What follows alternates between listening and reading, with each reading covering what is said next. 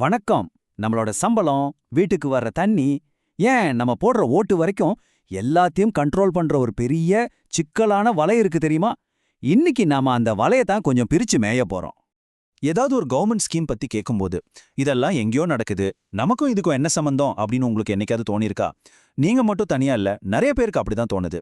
சரி, அந்த கனெக்ஷன் ஏன் விட்டு போன மாதிரி இருக்கு, அதைத்தான் இன்னைக்கு நாம கொஞ்சம் விளக்கமா பார்க்க போறோம்.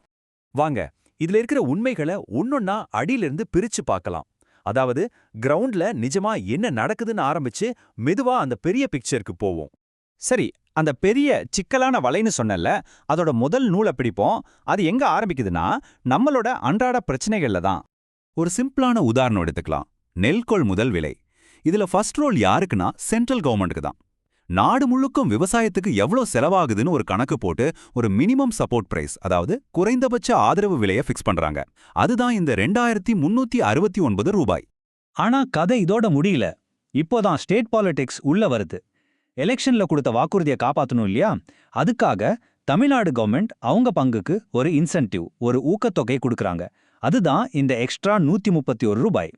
இப்ப பாருங்க, சென்ட்ரல் கவர்மெண்டோட பாலிசியும் ஸ்டேட் கவர்மெண்டோட பாலிடிக்ஸும் ஒன்னா சேரும்போது தான் விவசாய கைக்கு வர்ற இந்த ஃபைனல் பிரைஸ், அதாவது 2500 ரூபாய் ஃபிக்ஸ் ஆகுது. பாத்தீங்களா, ஒரு சின்ன விஷயம் மாதிரி தெரியற இதுக்கு பின்னால எவ்வளவு லேயர்ஸ் இருக்குன்னு. இது ஒரு பெஸ்ட் எக்ஸாம்பிள். இது விவசாயிகளோட கதை. இதே மாதிரி நகரங்கள்ல வேலை செய்யறவங்களுக்கு இன்னொரு போராட்டம். சமீபத்துல நொய்டாவுல பெரிய வன்முறை போராட்டங்கள் நடந்துச்சு இல்லையா? அதுக்கு பின்னாடி இருந்த காரணம் இதுதான். அவங்க இப்ப வாங்குற சம்பளத்துக்கும் அவங்க கேட்கிற ஒரு மினிமம் சம்பளத்துக்கும் நடுவுல இருக்கிற இந்த மிகப்பெரிய கேப்பு தான். சரி, இப்ப தண்ணி பிரச்சனைக்கு வருவோம். ஜல் ஜீவன் மிஷன்னு ஒரு திட்டம். எல்லா வீட்டுக்கும் நல்ல தண்ணின்னு சொல்றாங்க. கேட்கவே ரொம்ப நல்லா இருக்கு. ஆனா சிவகங்கை மாதிரி இடங்கள்ல என்ன சொல்றாங்க தெரியுமா? பைப் இருக்கு, ஆனா தண்ணி வரல. தண்ணி வருது, ஆனா அது நல்ல தண்ணி இல்லன்னு அரசியல் தலைவர்களே கம்ப்ளைண்ட் பண்றாங்க.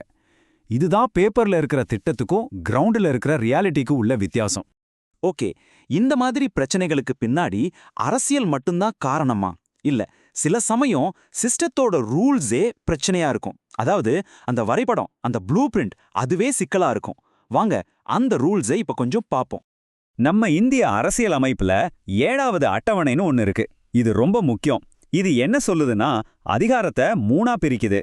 சென்ட்ரல் கவர்மெண்ட், ஸ்டேட் கவர்மெண்ட், அப்புறம் 2 பேரும் சேர்ந்து முடிவெடுக்கலான்னு.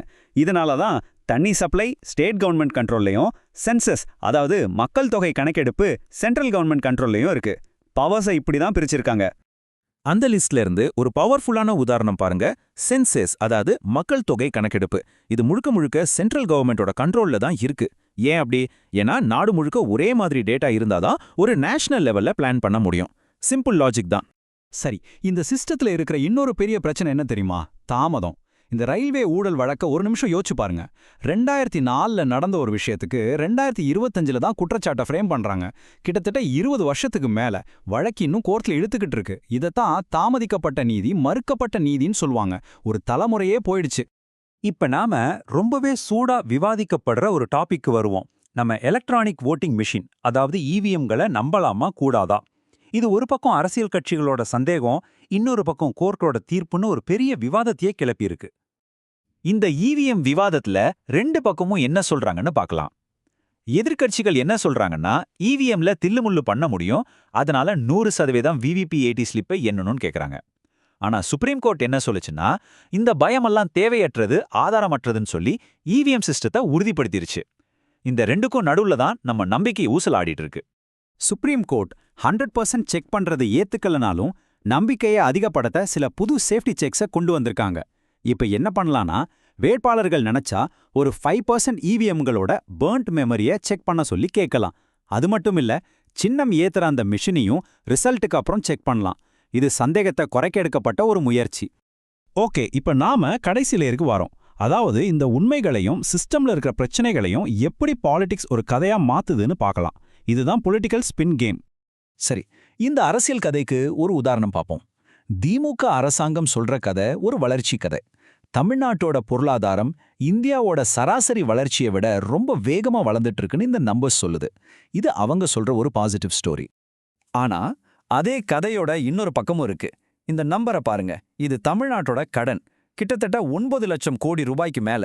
இப்ப பாத்தீங்களா ஒரே விஷயத்த எப்படி 2 விதமா ஒண்ணுக்கொன்னு ஆப்போசிட்டா பிரசன்ட் பண்ண முடியுதுன்னு? இது வெறும் நம்பர்ஸ் பத்தின சண்டை மட்டும் இல்ல, இது ஒரு ஐடியாலஜி சண்டை. ஒரு பக்கம் ஆர்எஸ்எஸ், பிஜேபி, இந்து ஒற்றுமை, தேசியம்ங்கிற கதையை சொல்றாங்க.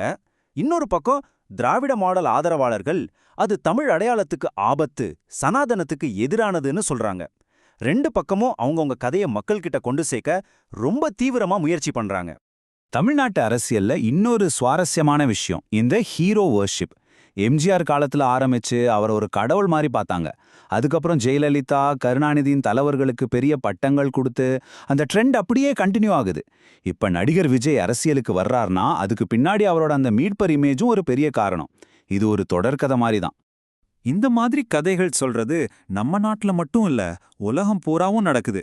ஈரானோட பார்லிமெண்ட் ஸ்பீக்கர் அமெரிக்காவுக்கு கொடுத்த இந்த வார்னிங்க பாருங்க. நீங்க இப்படி தடை விதிச்சிங்கன்னா சீக்கிரமே உங்க பெட்ரோல் விலை எங்கேயோ போய்டும் நீங்க ஃபீல் பண்ணுவீங்கன்னு சொல்றாரு. பாத்தீங்களா, ஒரு பெரிய ஜியோ பொலிட்டிக்கல் பிரச்சனைய சிம்பிளா நம்மளோட பெட்ரோல் விலையோட கனெக்ட் பண்ணி எப்படி ஒரு மிரட்டலா மாத்துறாங்கன்னு. ஓகே, இவ்ளோ நேரம் நம்ம 3 தனித்தனி லேயர்ஸ் பார்த்தோம் இல்லையா? இப்ப அது எல்லாத்தையும் ஒன்னா சேர்த்து பார்க்கலாம். சிம்பிளா சொல்லணும்னா நம்மள சுத்தி நடக்கிற ஒவ்வொரு பிரச்சனைக்கும் பின்னாடி இந்த 3 லேயர் இருக்கு. முதல் லேயர் நம்மளோட பொருளாதாரம், அதாவது நம்ம சம்பளம், விலைவாசி. 2வது லேயர் சிஸ்டம், அதாவது சட்டத்திட்டங்கள், தாமதங்கள். 3வது கடைசி லேயர் அரசியல் கதைகள். இந்த 2 லேயரையும் வச்சு பாலிடிக்ஸ் அவங்களுக்கு சாதகமா சொல்ற ஸ்டோரி. இந்த 3ஐயும் நீங்க தனித்தனியா பிரிச்சு பார்க்கவே முடியாது. கடைசியா உங்களுக்காக ஒரு கேள்வி. இனிமே நீங்க நியூஸ்ல ஒரு பிரச்சனையை பத்தி கேட்கும்போது இந்த 3 லேயரையும் யோசிச்சு பாருங்க. ஒரு திட்டம் ஃபெயில் ஆச்சுன்னா அதுக்கு காரணம் அந்த பிளானா, பாலிடிக்ஸா இல்ல சிஸ்டத்தோட குளறுபடியா? யோசிங்க, பதில் உங்ககிட்ட இருந்தே வரட்டும்.